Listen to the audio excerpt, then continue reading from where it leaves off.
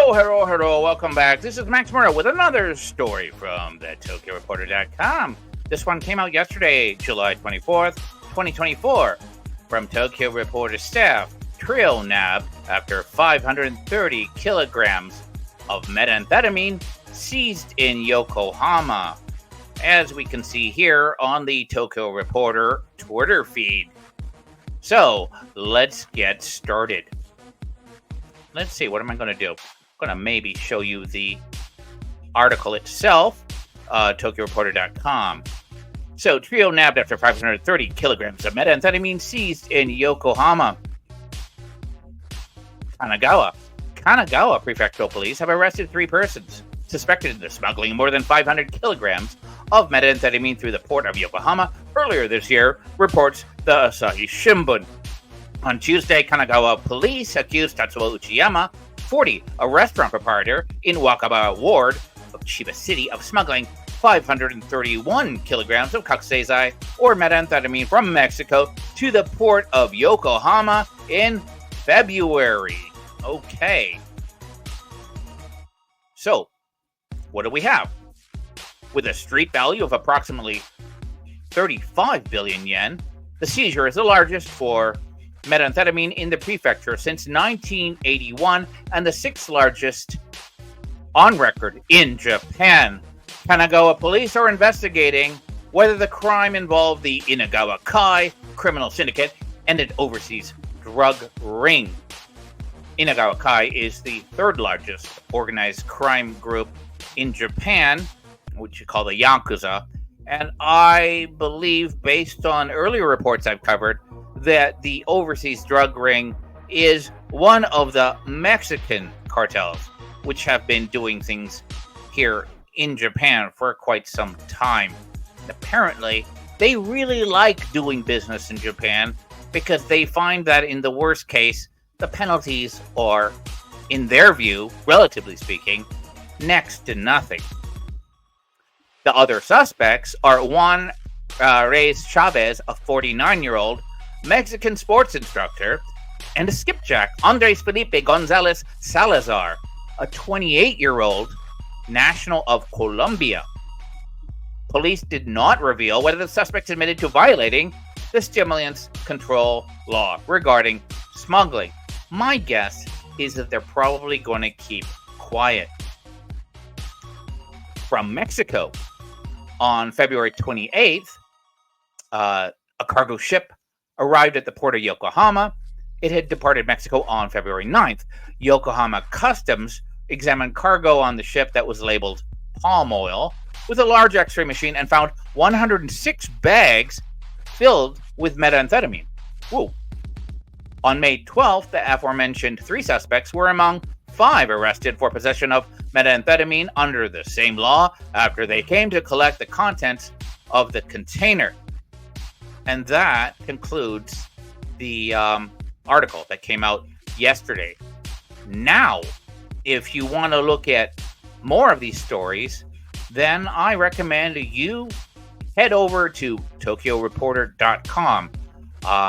Yes, as some observers have indicated, it's been relatively quiet since COVID. But if you look quickly, you'll see that since probably the end of June, it became really quite active again. I think I covered a couple of these other stories before. But here, there are some other ones here. Let me see. There's a bit. You know what? I kind of found this one kind of weird. This was Chiba man suspected in theft of school shoes found with 4,000 pairs. It's a little bit weird. You see the photo there. It's, what do you say? I mean, look at these shoes. Let me just read it before I go. So this was reported July 11th, 2024, in Chiba. A man residing in Chiba City, which is kind of just outside of Tokyo, is suspected in the theft of shoes for students at an elementary school, has been found to be in possession of thousands of pairs of such footwear, police have revealed. On Monday, police accused Noriaki Mitsuzawa, a 43-year-old resident of Ichikawa City, of trespassing and theft in the alleged pilfering of 29 pairs of indoor shoes from an elementary school in the Nishi Ward of Kumamoto City, Kumamoto Prefecture, in March of last year. Okay, this is a little bit weird, but if you're not in Japan, Ichikawa City is just across the river on the outskirts of Tokyo, Japan. Yet, they traced back his theft thousands of miles down south in Kyushu in Kumamoto City. So, I guess the guy did a lot of extensive traveling. Anyways, during their search of his residence, police found about 4,000 pairs of shoes. Quote, I sold between 4,000 and 5,000 pairs as used goods on the internet, Mitsuzawa told police, according to Fuji News Network.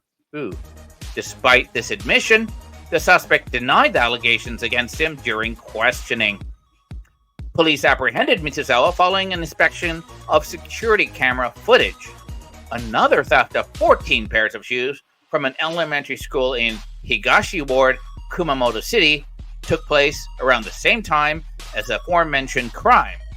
Police are investigating whether Mitsuzawa was also behind that theft. So we look at the photo there, and that is a hell of a lot of shoes.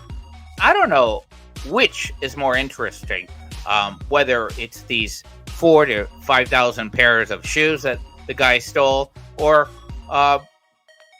these 106 bags of methamphetamine. I can't do the math. Maybe, what is it?